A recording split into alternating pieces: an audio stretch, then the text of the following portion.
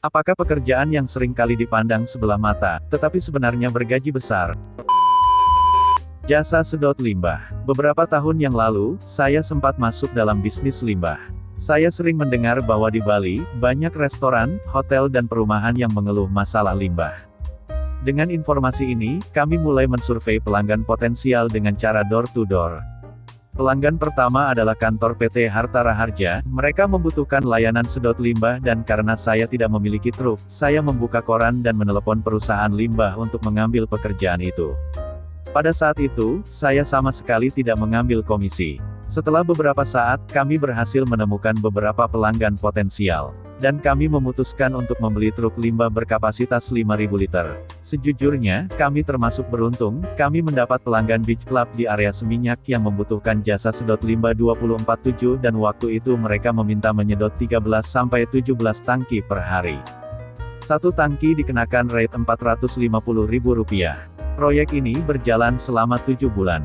Dari pengalaman saya, jasa sedot limbah perumahan jauh lebih menguntungkan karena harga jasa tersebut bisa sampai Rp600.000 per sedot dan kebanyakan septic tank perumahan berkapasitas kecil, 1.000 sampai 2.000 meter kubik. Untuk biaya pengolahan limbah di TPA Suwung, Bali, hanya Rp75.000 per tangki. Cukup dengan orderan 2 kali sehari saja selama 25 hari kerja, satu rate biasanya menghabiskan waktu 1,5 jam, penghasilan tukang limbah jauh lebih besar dari penghasilan manajer di beberapa perusahaan. Sekarang, saya sudah tidak lagi aktif dalam bisnis limbah. Beberapa waktu lalu saya chatting dengan teman lama yang berprofesi sebagai nelayan di Fak-Fak. Dia sangat aktif main Facebook dan sering membagikan foto atau video kegiatan yang dia lakukan. Berikut beberapa foto yang dia bagikan di Facebooknya. Ikan kakap merah, dan bau bara. Kalau dijual ikan-ikan itu sekilonya bisa laku lebih dari Rp60.000 per kilogram. Salah satu box hasil tangkapannya. Ada ikan kakap merah, dan tenggiri. Salah satu hasil tangkapan besarnya. Ikan tenggiri. Kalau dijual sekilonya 70 ribuan. Ikan itu sepertinya beratnya ada sekitar 2 kiloan. Kurang lebih harganya Rp140.000. Sekali ke laut dia mendapatkan banyak sekali hasil tangkapan. Perkiraan saya, hasil tangkapannya minimal ada 50 kg. Saya pernah coba tanya ke dia tentang hasil melautnya. Ini screenshotnya.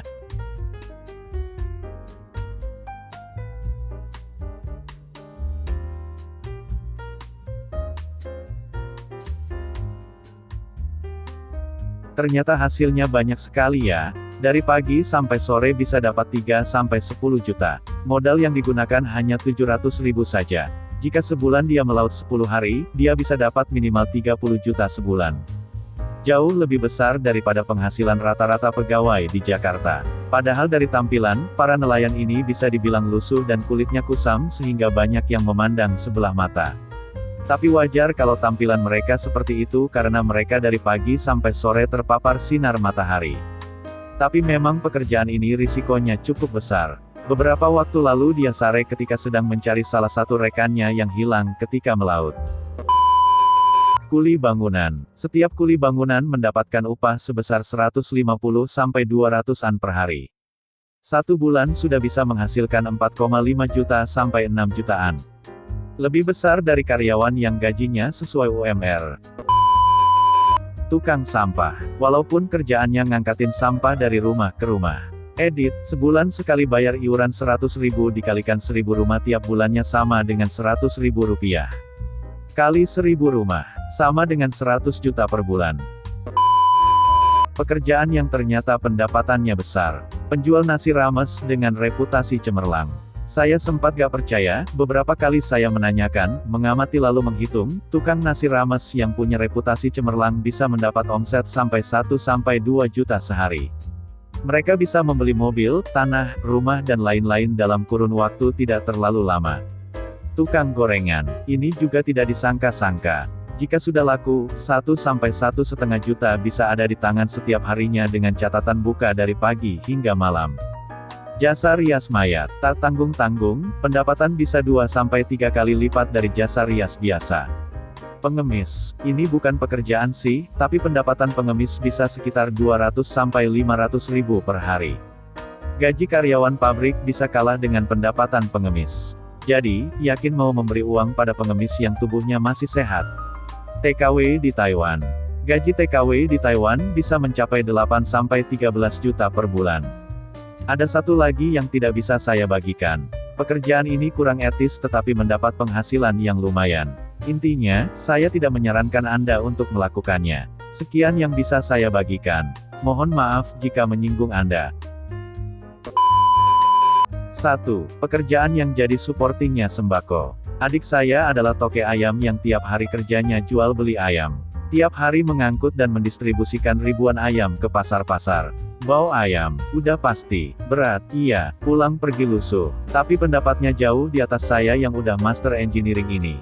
Komoditas ayam akan selalu dibutuhkan karena bisa dibilang komoditas sembako. Oh ya, itu cuma distribusi di satu kota kecil saja. 2. Pedagang kaki lima. Abang saya adalah pedagang kaki lima, setidaknya tiap hari keuntungan kotor yang dia bawa pulang sekitar 600-800 ribu sehari atau 18 juta sampai dengan 24 juta sebulan. Pedagang kaki lima kalau bisa jual 40 porsi saja, kali 10 ribu sama dengan bisa dapat 400 ribu atau 12 juta sebulan, gross. Anggaplah harian 50%-nya adalah modal yang diputar. Berarti untung bersih 6 juta. Pasar sepi, tenang, tinggal dorong ke pasar lain yang rame. Kedua saudara saya itu tidak ada yang mau kuliah, tapi mereka benar-benar pekerja keras sebagai bisnisman, hingga bisa dibilang cukup sukses di usahanya walau terlihat kecil. Makanya ekonomi mikro Indonesia inilah tulang punggung ekonomi Indonesia. Rumah mama saya di depan pasar. Jadi tiap hari pasar ada seorang kuli gerobak yang istirahat di depan rumah. Saya tanya-tanyalah, jadi dia ngangkut barang para pedagang kaki lima di pasar pagi hari. Tepatnya dari turun mobil menuju lapaknya di pasar. Siang istirahat, sore angkut lagi keluar ke mobil. Nah, untuk pelayanan jemput antar ini si bapak mengenakan tarif 30-40 ribu. Tergantung jauh dekatnya lapak si pedagang ke tengah pasar. Sehari si bapak bisa memberikan jasa untuk 20-25 orang pedagang. Selain penghasilan puluhan juta per bulannya, si bapak juga mendapatkan keuntungan lain, yaitu perut six-pack, tubuh proporsional tanpa harus nge-gym. By the way, di daerah saya ada pasar tiap hari tapi tempatnya beda-beda. Pasar Senin, pasar Selasa dan seterusnya sampai pasar Minggu, ini di depan rumah mama saya. Dan si bapak dan beberapa temannya yang lain hadir di setiap pasar. Dan anehnya juga, si bapak nggak pernah merasa jadi orang yang berada, walaupun udah bisa bangun rumah, beli mobil, dan nguliahin dua anaknya. Mungkin dia merasa minder karena pekerjaannya. Padahal penghasilannya lebih besar dari orang-orang di sekelilingnya. Penyedia lahan parkir. Saya sering perhatikan, rumah, lahan yang berdekatan dengan pusat perbelanjaan atau pasar atau rumah sakit, lalu dijadikan lahan parkir motor. Kalau parkir motor tarifnya Rp2.000 ini malah ditarik Rp5.000. Beruntung sekali kalau kita punya lahan dekat tempat-tempat tersebut. Atau kalau misalnya ada pusat perbelanjaan yang mau buka, cepat-cepat beli lahan yang dekat dengan tempat tersebut, tapi kalau punya uang ya. Hehe.